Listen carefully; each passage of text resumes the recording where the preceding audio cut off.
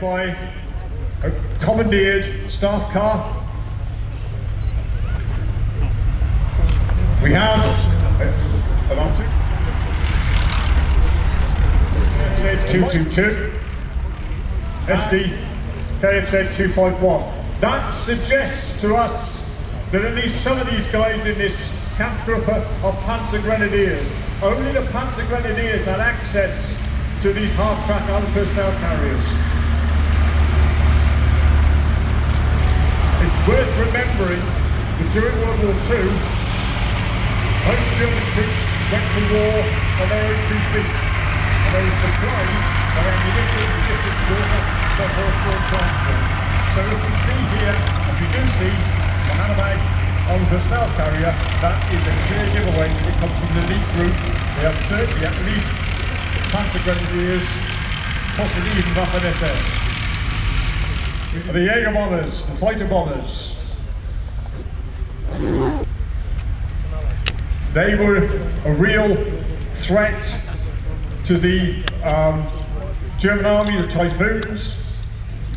The Allies are probing forward. They're going to have recce vehicles out in front of them, reconnaissance vehicles out in front of them. Small, light, fast reconnaissance vehicles, not fighting vehicles necessarily, but ones which are looking to find roadblocks like this.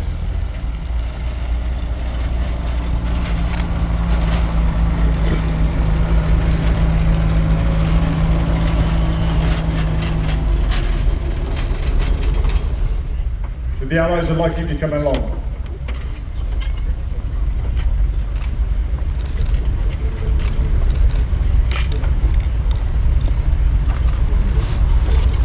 Every hedgerow, every church steeple, every farm was a potential defensive point for the Germans.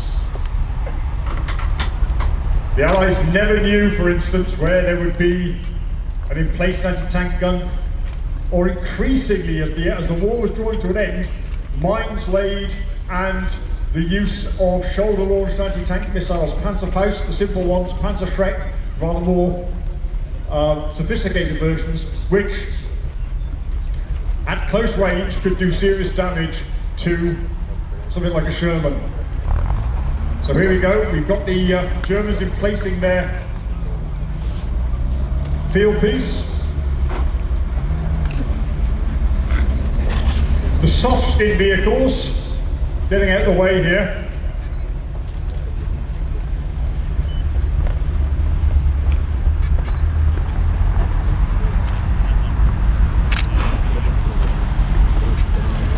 Every litre of petrol that those Germans are using is vital.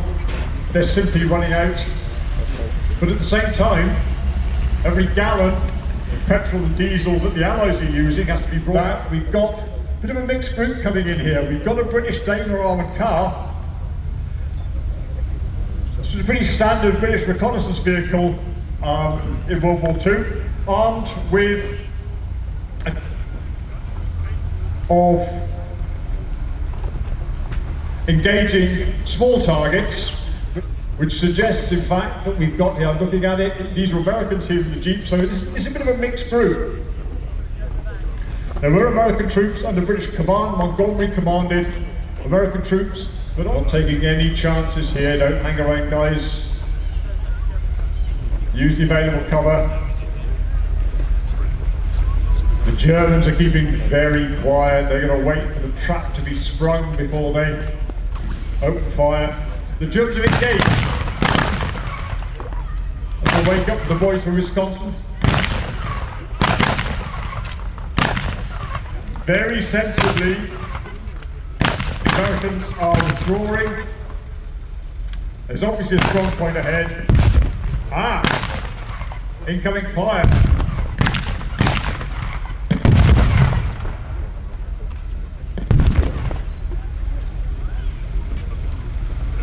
Right, this is going to be a problem for the Allies.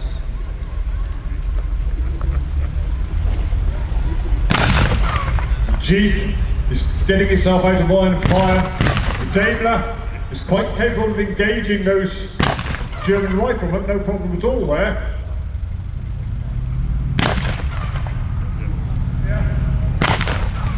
I'm waiting for his big brother to come in. Here comes the M3A1 Stuart.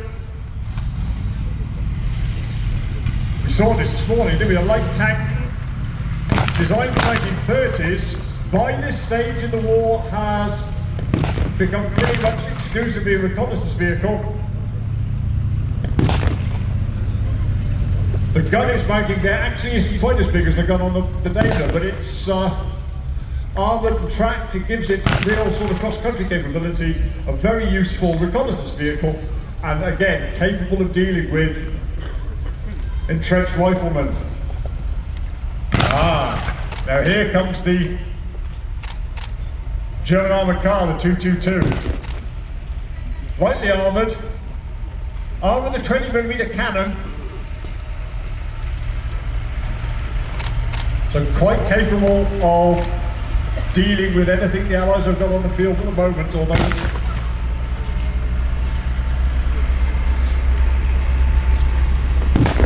it's easing down a little bit.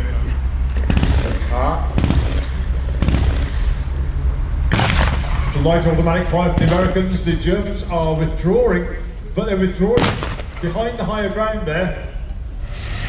You've got light armour versus light armour. Here comes the Hammerman.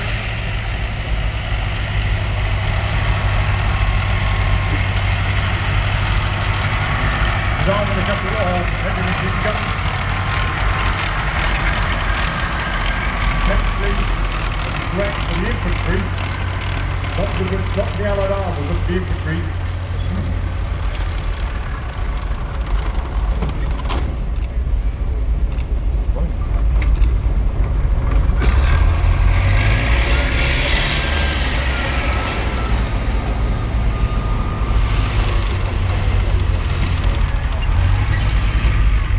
Okay, there we got an MG34 and an MG42 on the back of that Hammerman.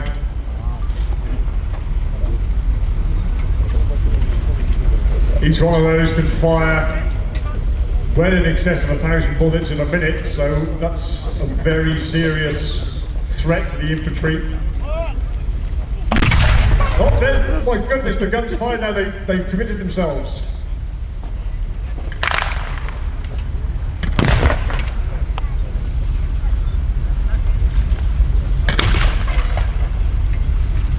With that heavy weapon in use, the Germans at the moment have got the advantage, although the Americans have the numbers.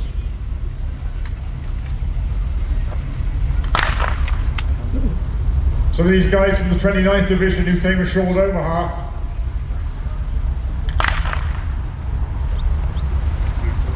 having survived that, they don't want it to end here in this anonymous part of northern France.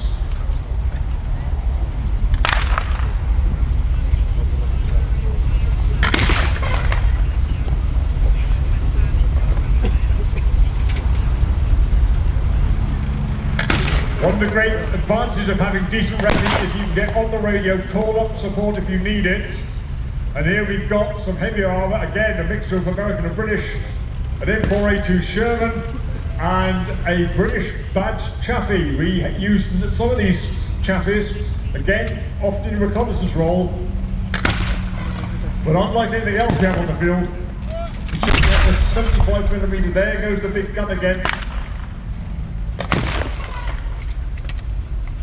Now that Sherman has got the high velocity 76 on board. That gives it the advantage in terms of firepower.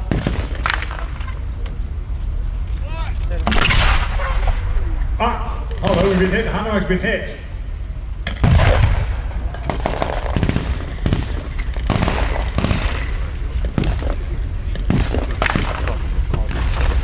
And 222's coming forward. That 20mm is going to be potentially damaging the infantry, not so much to the Sherman.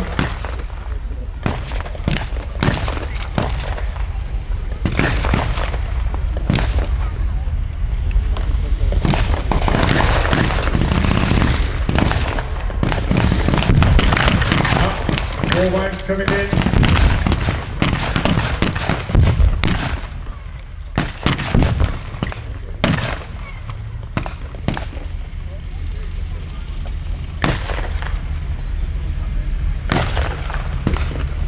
Chaffee is attempting to flank the Germans now to get that 75mm action.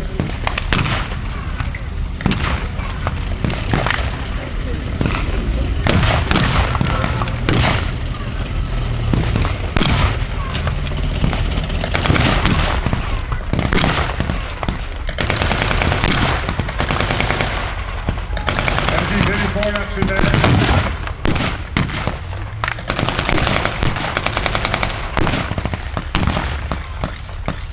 A serious amount of firepower going down there from 34.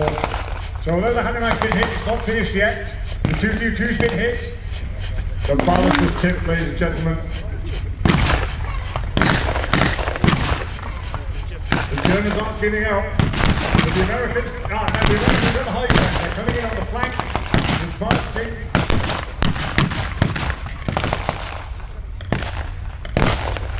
They've got some light machine guns. There's a BAR, I can see brand new automatic rifle in use. Here comes the Sherman.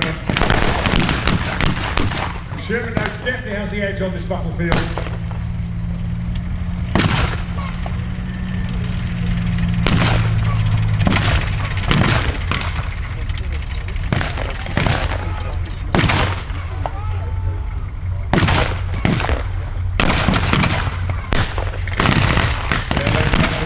Advancing.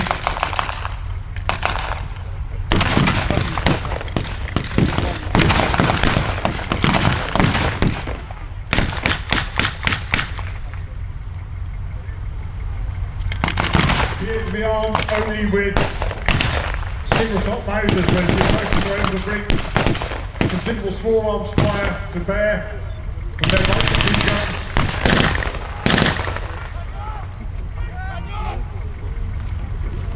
And it's over, there we are, ladies and gentlemen, they've given up. The German Kampfgruppe did its best. It inflicted some losses on the Allies, held them up.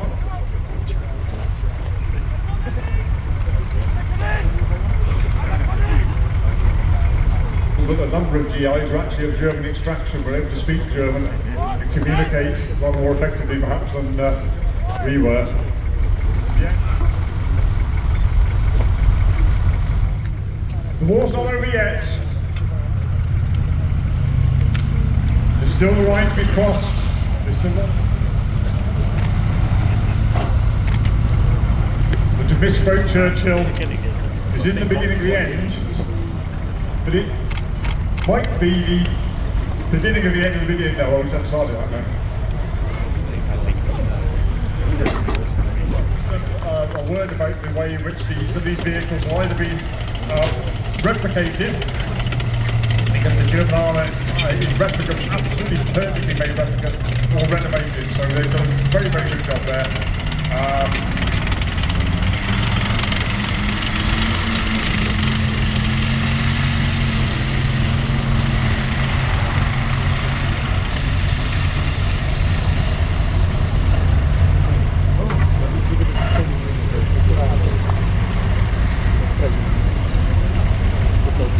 So then, thank you ladies and gentlemen for your attention.